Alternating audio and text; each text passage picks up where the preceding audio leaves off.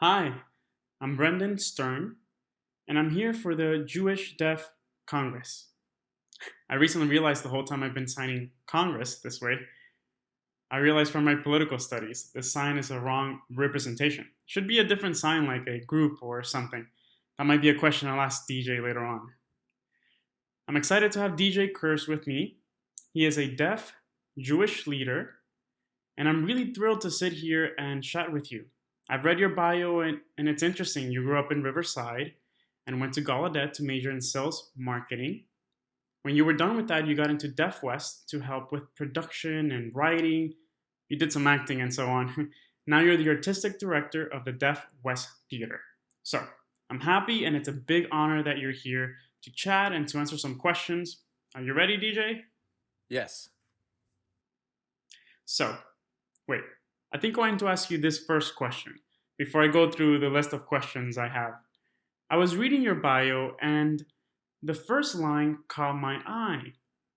You mentioned that being an artist is the best way to achieve political goals in the deaf community. I was intrigued by this statement. Do you mind expanding on this? What did you mean by this? I think that there's a gap between the hearing world and the deaf world. If a hearing person reads a book about deaf people, then maybe it would be easier to understand us. But if you put hearing people in a room with deaf people, they will learn more about us from experience than they would from reading a book. Through the theater, they would come in and watch deaf people on the stage for 2 hours and understand our world much more. I found this a very effective way of showcasing our language, community, culture, and world. Instead of telling them what they should do, we invite them to come sit with us and interact with us. That's more of a reason for us to get involved. True. I agree. You made me think of my studies in political science. I remember studying political science for many years. And this is ironic, but when I finished my studies, I realized that if we really want to have healthy politics, then we need more art and less politics. I think this is similar to what you were talking about. Right. I think my work in theater merges with my identity as an activist. We, as people born and raised deaf, always have to explain who we are to the hearing world. This cycle would be broken if we had ways to impact all of them at once. That would be great, like Lauren Ridloff's new movie, The Eternals, motivating more people to learn sign language. That is more successful than meeting with people one-on-one. Mass media is powerful, and deaf people should and deserve to be on that platform more often. Right? And showing is more powerful than telling. Like this statement my old basketball coach at Gallaudet told me about seeing hearing people in the audience during a game. They saw our deaf team and how we played hard and well. They realized that deaf people could do anything except hear. They absorbed that concept better than if we shouted it from the rooftops. It's action by leading. That's the work we must continue every day, which leads to recognition and a thriving community. We are old enough to know the past and how much changes have been made, thanks to deaf people popping up in the spotlight of art, theaters, films, television, and people like you who make an impact in the academic world. Sports such as basketball helps too. So, the first official question, do you mind sharing a story about when a wise person inspired you to become a leader? This can be someone present or in the past. You're the director of Deaf West Art, so I'm assuming you have a good story for us.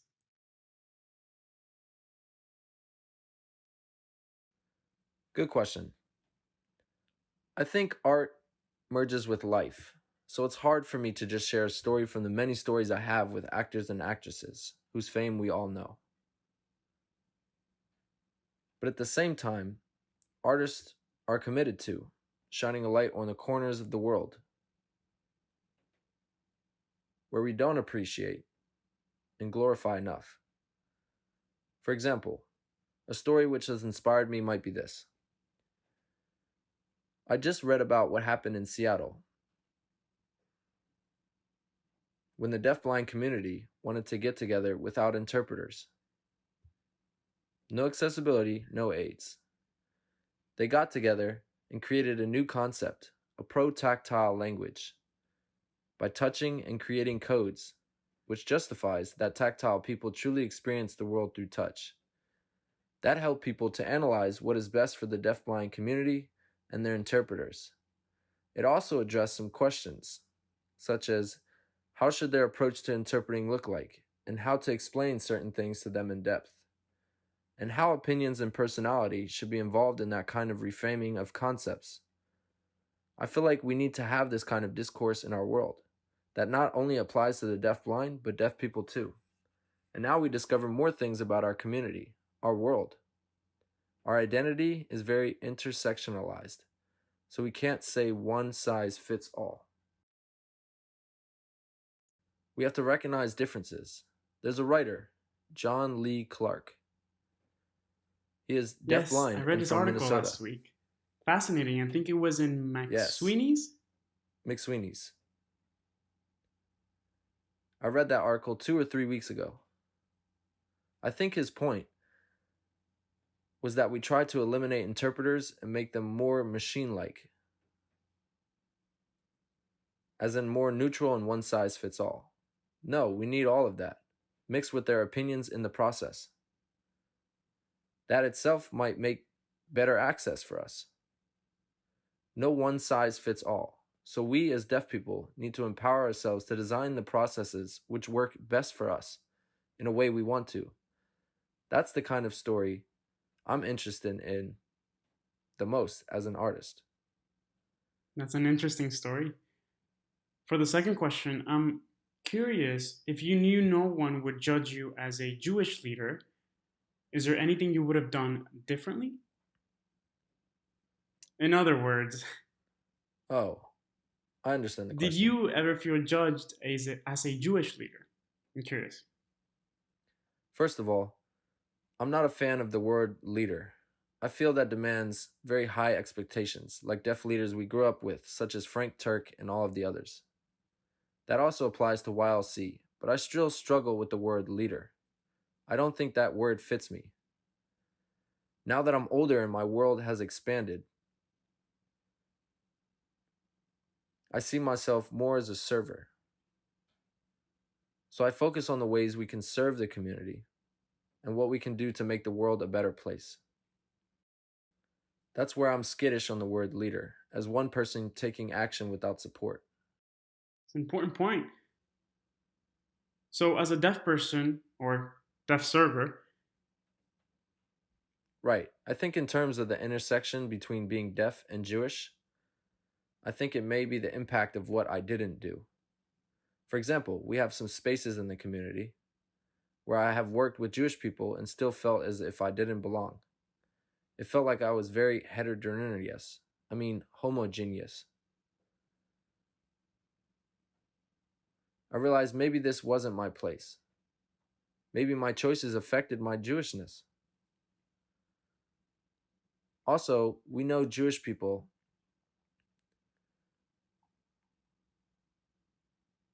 are very, well, maybe not very, different from the rest of the community. We have a unique identity. Later in life, I started analyzing it more, and I'm interested in knowing more about our biology. For example, you and I are from deaf families, born to deaf parents, and our parents are Jewish, which means it's more likely that we are carriers of Connexx 26. yes, I am. And 50% of all Ashkenazi Jews are carriers of Connexx 26. Really? I didn't know this. Yes, so if one of the 50% meets one another in the 50%, they will have deaf children. That's a way of looking at it. So, are we deaf because we are Jewish? I never thought of it that That's a way. big intertwining of our identities. There are two things we always think of as separate, but it is connected and the same. I think that as a Jewish person growing up, I was always a little jealous of our parents having the critical mass of Jewish people gathering during their time, such as the Deaf Clubs and the Jewish Association of the Deaf in New York. My parents met at a Jewish bowling event on Saturday night, when they, at 11 to 12 years old, would take the metro to events without their parents. I've always been jealous of that world. I grew up in a town where there weren't many Jews. We used to attend a hearing temple, so I never got. Well, we did visit Temple Beth Shalom, where I got that rich experience of being there with many other deaf Jewish people. The way I view Jewish people today is like cruise ships in the dark, trying to find each other.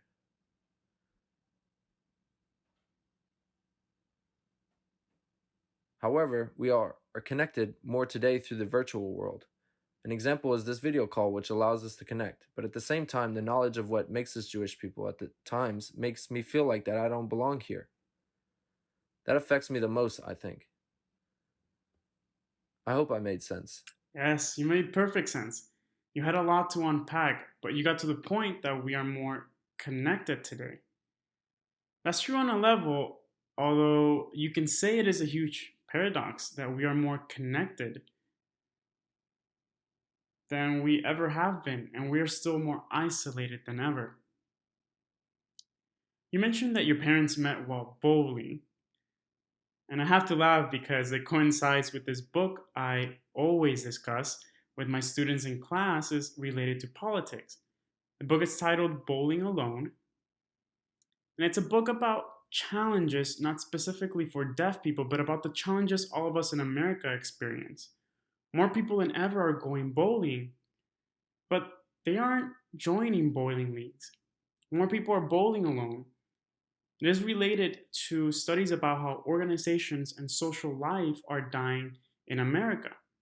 Attendance at organizations like PTA, unions, and recreational clubs, such as Rotary clubs and rallies, are decreasing compared to how it was back then. It makes an impact on the country, and we sometimes see it as a deaf issue, but it really is a nationwide problem. We glorify and idolize the deaf clubs back then. It adheres to the concept of one size fits all. Notwithstanding the divisions within the deaf community, all deaf people were welcomed. Due to deaf clubs, a diversity of people came together, but we now realize that they might have been exclusionary of other groups not wholly within the deaf sphere. However, I think that desire of being connected to people attracts deaf and Jewish people together. We all have something in common. We're all looking for that home, which is nowadays becoming harder than ever to find. Yes. And two things I want to mention. That book also talked about a reduction of people attending churches and temples. Really, the value wasn't in the preaching or the teachings. The point was to bring people together and to develop human connections. It brings us back to your point in the beginning about art as an answer to political issues. Art can bring people together. You can't beat bringing people together at a theater to watch a performance where you share the same experiences and have the opportunity to discuss it with others. That's important. How do we create that kind of opportunity more often in this virtual world? I think that this new age will define the next generation, and I'm looking forward to it. Now we feel older when we see new technology young people are using, like TikTok, where they can convey ideas summarized into a minute, while we had to read a whole book to get to the point back then. Now I'm interested to see where this leads to. The access to information is really convenient, especially for the deaf community, which never experienced this level of access before. We as Jewish people can look up subtitles instead of struggling to understand Hebrew during services. I have more accessibility and information now, but at the same time, there's less of a connection with each other. I'm a member of a hearing temple. The people there are great. but it will never give me the same experience as Temple Beth Shalom did. Seeing all these deaf Jewish people with diverse backgrounds come together making connections and chatting with each other was a strong defining moment in my Jewish identity. Yes, I still remember my dad telling me how when he was growing up, he would experience Shabbat or other Jewish holidays with the hearing side of his family. And his hearing grandfather would always read aloud in Hebrew. While he sat there for 2 to 3 hours, not understanding a single thing. Afterwards, they would begin eating. Today, I can't imagine us sitting there and suffering now that our accessibility has improved. At the same time, we have high expectations too. It really makes you wonder. In New York, during the high holidays, we would go to the Brooklyn Hebrew Society of the Deaf, where deaf people will congregate, and when I was there, I finally felt connected, compared to the temple here where I experienced pretty much the same thing. But to me, it was still not the same as connecting with other deaf people, whether we like it or not. Yes, this may be the same to what we've talked about, but can you share a little bit about your experience when you realized how your Jewish identity, your culture influenced your leadership? But you don't like that word, so in your development as a human being, how does your Jewish identity impact you as a person?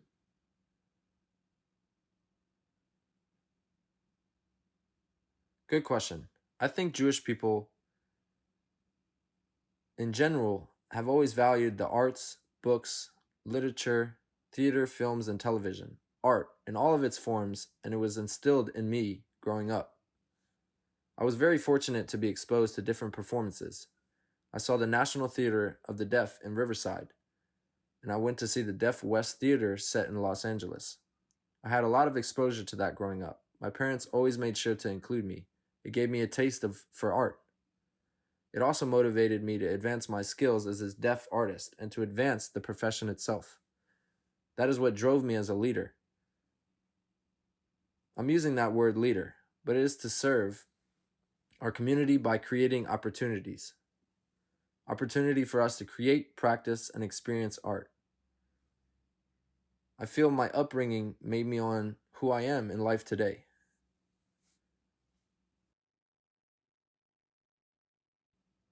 Do you feel the same way? Oh, yes, definitely.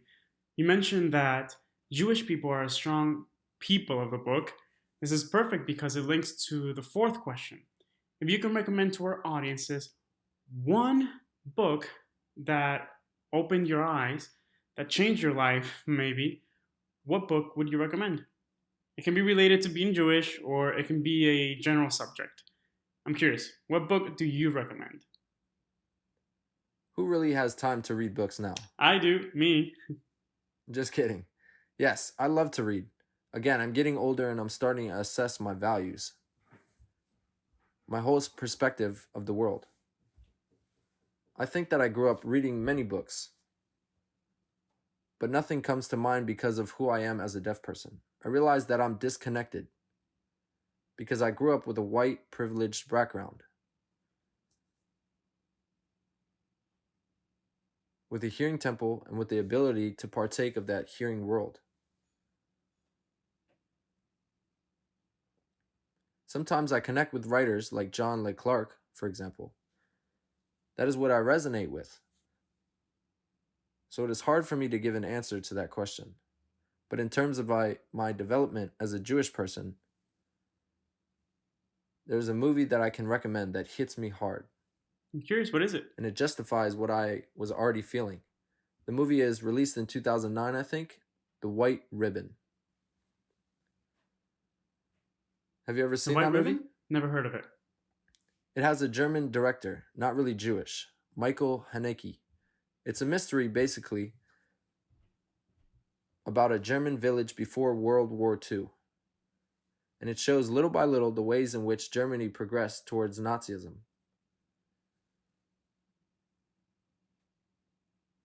That movie really touched me because it is so often repeated and drilled into our minds that we wouldn't ever let the Holocaust happen again. And today we see little things that are planted in our minds like space lasers controlling our minds. Little things like that, you know?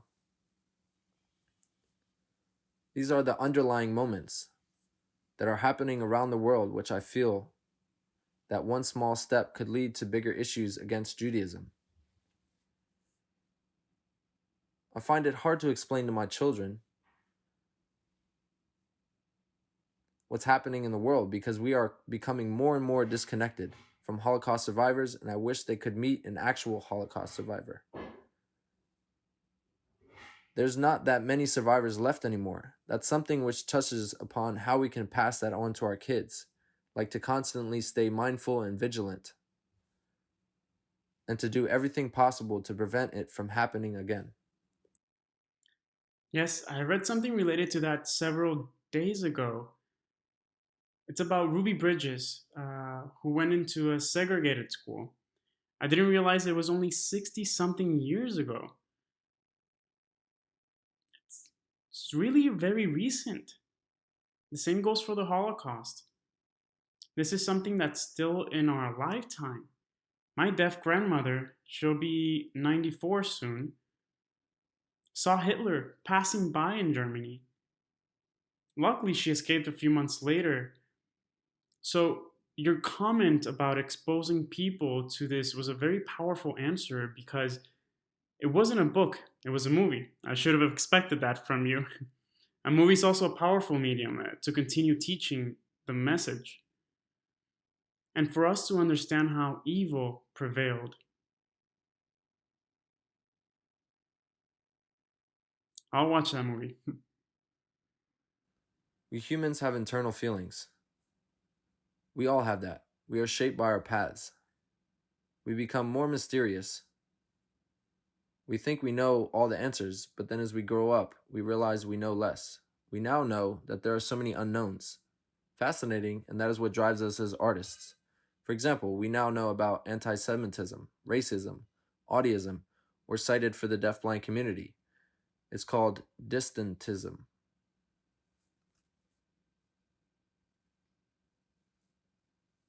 All these isms are very interconnected in how we go through life in ways that enable us to eliminate or be active against those forces that are already in the world and a part of our struggles. I feel that this struggle will continue for a long time too. Yes. Now, for the last question. Did you, as a Jewish deaf person, ever feel pulled in different directions in areas where there are competing values, feelings, or relationship with others related to Jewish issues? Do you mind sharing a time where you felt like this wasn't for you or when you felt such a struggle? I think in general, many Jews have values that I share.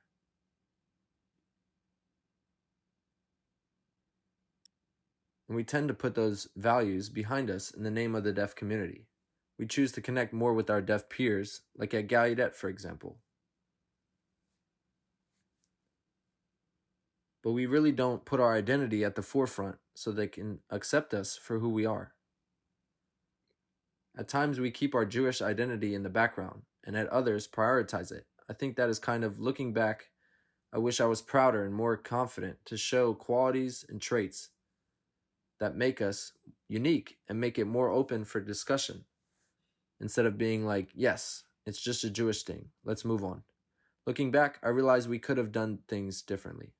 Do you feel the same way? Yes, I'm curious if I may ask you, what did you mean by Jewish traits? Can you expand on that? Yes, I think it's a quest to continue the search for truth about our identities.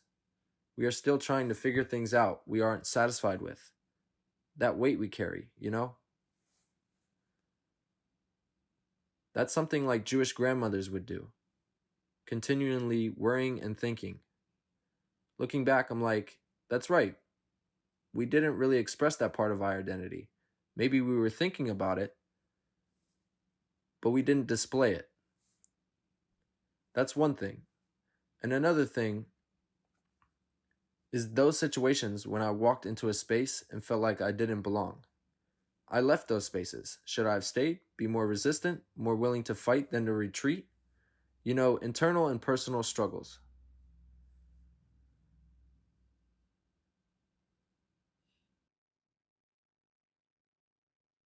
I definitely feel this. When you ask me if I felt the same, I feel like it would be fair for me to answer as well.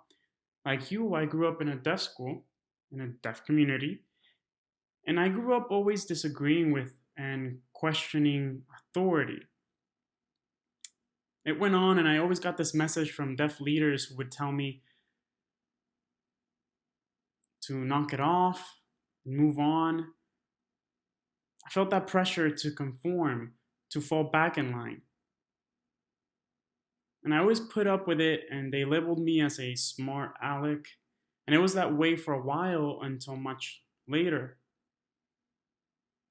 I recently read a book about Judaism, and I realized that my behavior was something that is rooted in Jewish culture.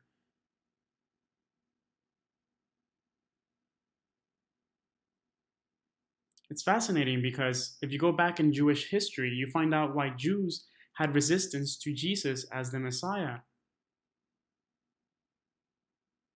and then split up in groups.